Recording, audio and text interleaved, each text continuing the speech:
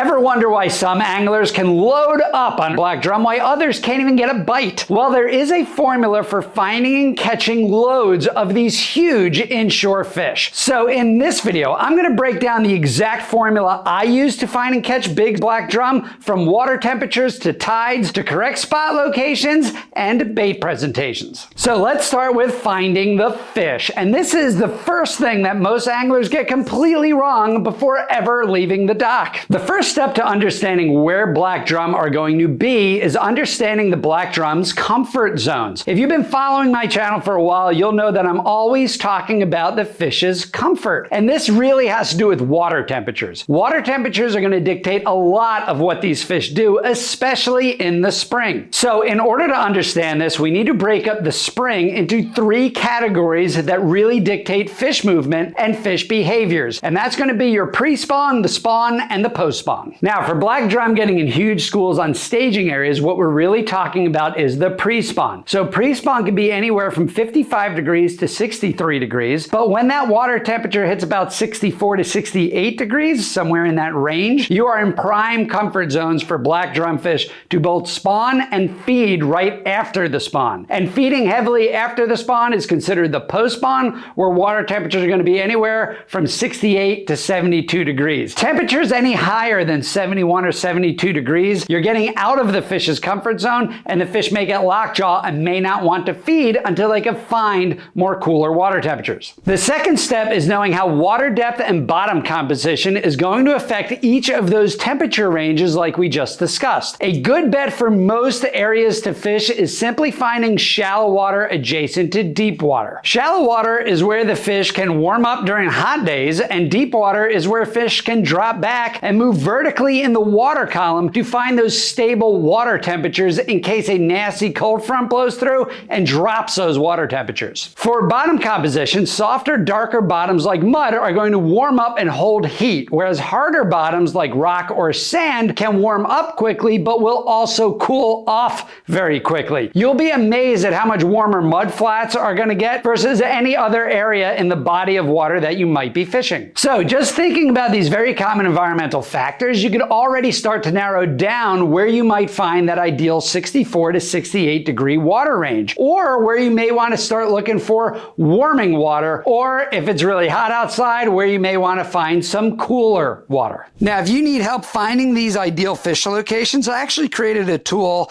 that quickly identifies the best fishing spots for you and actually analyzes the spot and tactics per the weather conditions. It's helped hundreds of my clients catch more fish. It's totally free, totally up to you. I'll link it down below. Now, the third factor is the tides, all right? It's an aspect of fishing that everyone misses, and that's how these water temperatures and fish movements are affected by the tides and how the fish will position themselves with each tide and changing tides. So few understand how tides affect the water temperatures and the fish behaviors. So now that you know the drum's ideal comfort zones, you have to now apply the tide cycles to how you're actually going to find the fish. So keep in mind that ocean water in the spring and the summer is always going to be much cooler than the back bays. And back bay waters are often going to have mud flats, which are going to warm up very quickly and retain heat. So what does this mean for your fishing? Well, let's play a little game. What if you have water temperatures hovering around 56 degrees and it's early spring and it's a bright, beautiful sunny day? Where would you fish in the bay? Would you find some shallow water, or would you find deep water? Would you fish far back in the bay, or would you fish closer to the ocean? And what tide would you specifically target? Now, what about if it's late spring and the temperatures are hovering around 70 degrees? Does that change your spot location, and does that change the tide that you might be looking to fish? Well, first let's review scenario one. The answer is, to find your ideal water temperatures and the fish's comfort zones on a bright sunny day, you should be fishing the back of the bays and finding those shallow water mud flats and targeting an outgoing tide to try and fish areas at the times where fish are going to be most comfortable and most active. So in scenario 2, you'd want to move closer to the ocean with cooler water and find some deeper water with some hard bottom like rocks or clam beds or sand. So fishing high or low tide has nothing to do with if you can actually catch a fish or not. Knowing where the fish will position in each tide will absolutely depend if you're catching fish or not. Now that you know how to find the fish, the next question is, what are the fish actually doing when you get there? The fish's behavior. And that changes everything about how you're going to target them. In the spring, black drum are doing one thing above everything else, and that is preparing for the spawn. And understanding what that looks like at each stage is what separates the anglers loading up on huge inshore drum and those that are getting skunked. The first thing that the fish need to do is find warm water temperatures to raise their metabolism so they can eat and prepare to make little baby fish, which is the entire motivation of most fish come springtime. This is the pre-spawn and a great time to target very aggressive fish looking to feed heavily in transition areas and pre-spawn staging areas prior to the spawn. A trick to knowing if you're on aggressively feeding fish or transitioning fish is to know where you're marking the fish in the water column. If you notice drum being marked high in the water, you know they're transitioning and not feeding. Just move on. Next, if you find that you're marking fish right on the bottom, those are active feeding fish. And if you apply the lessons learned from the previous section of the video, then you're going to put yourself in a really great spot to catch some really big black drumfish. Then the fish will move into the spawn. You could tell if the drum are in spawn if they're really high in the water column, or you can visually see them right under the surface of the water. The way drum are going to spawn is that the females will position themselves higher up in the water so that when they release their semi-buoyant eggs, the eggs have plenty of warmth, sunlight, and water current to keep the eggs afloat and healthy. The males will actually force the large females to release their eggs by ramming into them. They're almost knocking the eggs out of the females. And once the eggs are released, the males will fertilize them, and then you're gonna have some little baby drumfish. These fish are not going to eat during the spawn. So if you're in the most ideal water temps with the most ideal tide, with the most ideal weather conditions, and you see fish just under the surface of the water, they're thrashing around, they're making little baby fish, move on and fish somewhere else. These fish will spawn like that for 2 or 3 days, and they will eat very, very little during that time. Now, it is important to note that not all fish spawn at the same time. These are temperature ranges because every fish is going to have its own personality with its own preferences, and some fish will want to spawn early on, and some fish will want to wait and spawn later. So per our previous example, if you do see fish spawn and you are in ideal temperature ranges and weather conditions, just go look for fish like we discussed earlier, where they're lower in the water column. You could see them on the bottom, you could see them feeding, because they're going to spawn at different times. If you love these strategies and processes like I'm sharing here that could super simplify your fishing so you can catch boatloads more fish, go ahead and click on the link below where you could actually jump on a one-on-one discovery call with yours truly, Johnnyfishalot, and I could see if I could help you catch even more fish. I've gotten huge results for clients in the past, and I want to get huge results for you as well. So go ahead and check out the link. I hope to talk to you soon. Next is probably one of the best times of the year to catch these big fish, and that is the post-spawn. The best indicator that you could have for the post-spawn is if you start seeing horseshoe crabs. Horseshoe crabs, black drum, striped bass, a lot of different species of fish and animals follow very similar temperature zones and spawning patterns. However, for a horseshoe crab, spawning takes a lot out of them and many of them die. So if you start to see some floating horseshoe crabs, it's time to go drumfish fish-a-lots. Those fish are also going to be done with the spawn, and since they haven't eaten for 3 days, they are going to be willing to feed and bite. Now, these drumfish have to eat up and regain their energy and weight after the spawn to build back up their strength to return to the cooler water temps of the open ocean as they start leaving the bay. Now that you know how to find fish and know what the fish are doing, next question is, what do you throw once you get there that will actually get the fish to bite? So here's how to avoid some of the biggest mistakes that cost anglers monster inshore black black drum. So the first solution here, and I talk about this all the time on the channel, is you cannot bracket one fish behavior and disregard all the other fish. If you have big black drum in an area, it's likely you have a lot of small sharks and striper and skates and all sorts of other smaller species of fish that could steal your bait. So just putting a soft bait on a hook like a clam or a bloodworm and throwing out and waiting for the fun to happen, it's just not going to work out for you. You are simply just going to be feeding the bait stealers and all those smaller fish that are almost always going to beat big fish to the baits. Again, if you have been following the channel for a while, you'll know that using baits that allow you to keep your presentation in the strike zone for as long as possible will catch you a lot more fish. Using crabs instead of clam is a top choice. Not as many bait stealer fish will strip away a hard shell crab off a hook. And though you may get less bites with crab, the bites that you do get will be the biggest, most awesome drumfish. Now, if you're absolutely getting hammered by smaller fish stealing your baits, simply move to stronger current zones where a big fish like a drum is more likely to take advantage of moving water to feed, and smaller bait fish and bait stealers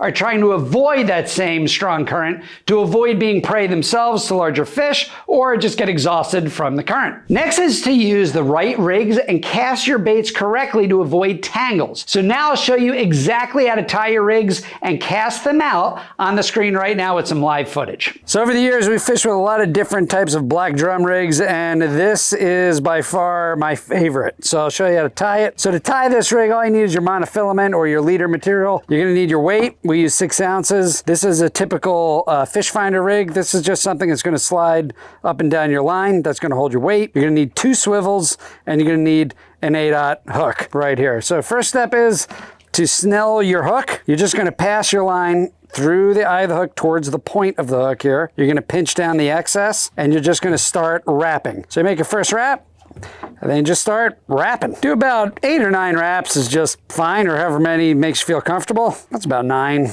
right there. You can tell that that knot is not going anywhere. Then you're gonna pass your tag end back up through the eye towards the point of the hook right here. Just like that. You're gonna wet it and tighten it down. Now, I like to use some kind of tool to make sure this is tight. So I got my scissors right here. I just loop the hook right through there, make a wrap on the mono, and really put some pressure on that hook right there. Make sure it's really cinched down, tight, not gonna go anywhere. All right, so you cut off the excess. Now it's time for your first swivel right here. And we're gonna attach that using a good old fashioned palomar knot. Now, for your hook, your leader length, I would suggest anywhere from 12 to 18 inches. Again, we just eyeball it, to be honest with you, but 18 inches is about right. You're gonna fold over your line for a palomar knot. You're gonna pass that right through the eye of the swivel. You're gonna create a loop, just like this. Pass this second tag line, the second loop you created, through the first loop. And then you're gonna take your swivel and pass it through that loop. And that is a palomar knot. So there you go. I use my teeth to secure the other end. And there's your first palomar knot. Next up, you're gonna take your leader material, and then you're gonna slide this slider rig right here, this fish finder rig, what we used to call it anyway, up the leader line, and you're gonna secure this to what you just tied, that swivel connected to your snelled hook. So again, good old fashioned palomar knot, fold that over, put it through the eye of the swivel. So again, there's your second loop, pass through the first loop, and now you're gonna take your whole rig and pass it through this loop you just made. So I like starting with the hook, just pass it right on in, run your leader line all the way through it, through the swivel, and there you go. That's exactly the same as you had on the first palomar knot. There you go. Now you're gonna tighten it all down. Tighten down your tag end. I use my teeth. There you go. Another palomar knot. So there you go. So there's your 2 palomar knots. Now this is gonna be the section that's gonna connect your second swivel. And why we do that is we don't want this just running up and down your main line free. So again, maybe 6 to 8 inches, something like that, up the line. Give yourself plenty of line to work with for the second swivel. Fold your line over. Again, we're just gonna use a good old fashioned palomar knot. Put it through the eye, take the swivel, pass it through the loop. There you go. And that is your full rig right there. So you're limiting the amount that the weight can run up your line. This way you actually can get tight, and that is all there is to it. Put your weight on and you're ready to go. Here you go. So here's a bait selection. Clam, and then some blue claw crabs and some white leggers. All right, so here's a good way we've been catching a lot of black drum here, baiting up these crabs. So you see the crab here is a whole crab. We're just gonna rip the head off, or the carapace, as it's called. That's this piece right here. Gonna just rip it right off. Put a little pressure on there, comes right out. There's the legs right here. A lot of people cut the legs off. We're just gonna cut the legs off on one side. So just like that. This gives a little more natural look to the crab. So you can take your hook. These are 8/0 hooks right here, 8/0 hooks. Gonna hook it right in the joint of the crab leg. That is the toughest part of the crab. And then you're gonna come out the bottom, another tough part of the crab right there. Really, where to hook these crabs is wherever they're gonna stay on the hook the best. That's really how you hook these up. And now you're ready to fish. There he goes, there he goes, there he goes. Got him. Ah, that's how you do it. Feels heavy. Now, that's a drum. Well, that's it, fish. Well, I got that whole thing on film. That took 1 minute and 40 seconds to wait that fish out, to hook him up. Oh, right across the current there. Oh, taking me on a ride. Oh, get away from that other line. I got him. Yeah. Nicer fish. About the same, I'd say. It's the previous one. They do fight hard in that current. Look at him streaming across there like a tuna. That drum thinks he's a tuna. Here, coming right towards it. That's it. Perfect way to steer him in there. Second little drum fish. Oh, I didn't keep that tight on you. That's all right. Get it out. There we go. All right, now don't freak out. I'm gonna get you back. Oh, there you go. Another beauty. Gotta love these fish right here. All right, time for the dunk. Bye-bye, fish.